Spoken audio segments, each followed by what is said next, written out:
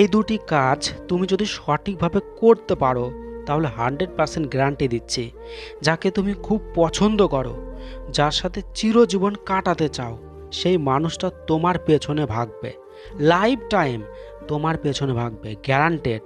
তো ভিডিওটাকে কাজে লাগাও। প্রথম পয়েন্ট, মিসিং এলিমেন্ট টেকনিক, অনুপস্থিত উপাদান কৌশল। প্রিয় মানুষটার জীবনটাকে খুব ভালো করে পর্যবেক্ষণ করতে হবে এবং বোঝার চেষ্টা করতে হবে যে তার জীবনে মিসিং এলিমেন্ট বা অনুপস্থিত উপাদান কি। দেখো, প্রত্যেকের জীবনে একটা অনুপস্থিত উপাদান থাকে যেটা তার প্রয়োজন। কেউ মনে করে যে তার জীবনে খুশি নেই, কেউ মনে করে তার জীবনে ভালোবাসা নেই, তো কেউ মনে করে তার জীবনে তাকে বোঝার কেউ নেই। তাই তোমার লাভার্স, তোমার প্রিয় মানুষটার জীবনের মিসিং এলিমেন্টটা খুঁজে বের করো আগে এবং তাকে দেখাও তোমার লাইফে যেটা মিসিং আছে সেইটা আমি তোমাকে দিতে পারবো। ধরো তোমার পার্টনার মনে করে যে তাকে কেউ ভালোই বাসে না, তো তাহলে তাকে এমন ফিল করাও যে আমি তোমাকে ভালোবাসতে পারবো। একটু ওকে কেয়ার করো, ওর জীবনে কি কি সমস্যা চলছে সেগুলো বিষয়ে কথা বলো ওর সাথে, যার ফলে তার ভালো লাগবে এবং তারপরেই তুমি থেমে যাও। সেই বিষয়ে আর কোনো কথা বলবে না, তাকে কেয়ারও করবে না। কন্টিনিউয়াসলি তাকে এরকম ফিল করানো যাবে না। একটু দিয়ে তাকে ভালো লাগে আবার থেমে যেতে হবে। তাহলেই সে তার খুশি থাকার জন্য, ভালো থাকার জন্য একমাত্র উপায় দেখবে, সেটা শুধুমাত্র তোমাকে। দেখো, বেশিরভাগ মানুষ রিলেশনশিপে শুধু নিজের ইমোশনই দেখে, নিজের ইমোশনটাকেই বোঝে যে আমার কি চাই, আমিও কারো ভালোবাসা চাই, আমিও কারো অ্যাটেনশন চাই। তো এটাই তোমাকে ভুলে যেতে হবে, সম্পূর্ণ এটা ভুলে যেতে হবে যে তোমার কি চাই।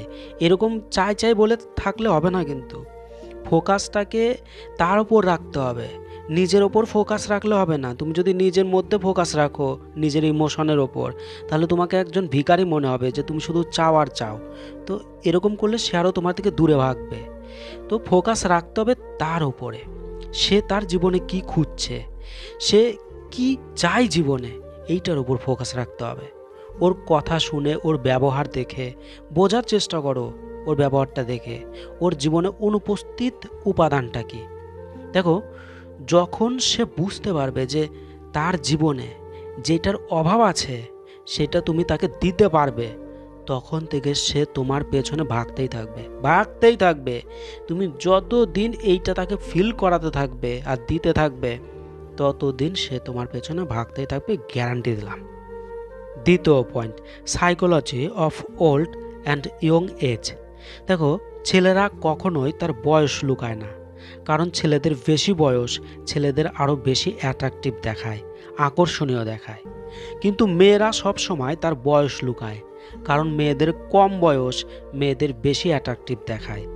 তো ইয়ং মেয়েরা খুব সুন্দরী হওয়ার সাথে সাথে খুবই চঞ্চল হয়, পাখির মতো খুশি মনে এখানে ওখানে হাসতে খেলতে থাকে। তো এই জন্যই ছেলেরা ইয়ং মেয়েদের বেশি পছন্দ করে, তাদের দিকেই বেশি অ্যাট্রাকটিভ হয়। আর এই জায়গাতেই একজন বেশি বয়সের ছেলে অনেক বেশি সক্ষম হয়, অনেক বেশি জ্ঞানী হয়, ইমোশনালি ম্যাচিউর হয়। এই জন্যই মেয়েরা বেশি বয়সের ছেলের দিকে বেশি অ্যাট্রাকটিভ হয়, বেশি বয়সের ছেলেদেরই মেয়েরা বেশি পছন্দ করে। তো দেখো, তুমি যদি মেয়ে হও আর যদি চাও তোমার বয়ফ্রেন্ড তোমাকে অনেক বেশি অ্যাটেনশন দিক, তোমার দিকে অনেক বেশি আকর্ষিত হোক, তাহলে তোমার ভেতরের বাল্যকাল, ছোট বয়স তাজা করতে হবে। তোমার ব্যবহার, তোমার বডি ল্যাঙ্গুয়েজ থেকে তোমার বয়স কম দেখাতে হবে। আর যদি তুমি ছেলে হও তাহলে তোমার বডি ল্যাঙ্গুয়েজ আর তোমার ব্যবহার এমন রাখতে হবে যার ফলে তোমার বয়স তোমার বর্তমান বয়স থেকে যাতে বেশি দেখায়। তো অবশ্যই এই দুটি কাজ করতে থাকো, গ্যারান্টেড সে সবাইকে ভুলে শুধুমাত্র তোমার পেছনে ভাগবে।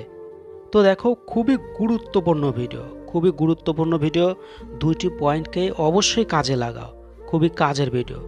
তো ভালো থেকো, অনেক ভালোবাসা রইল।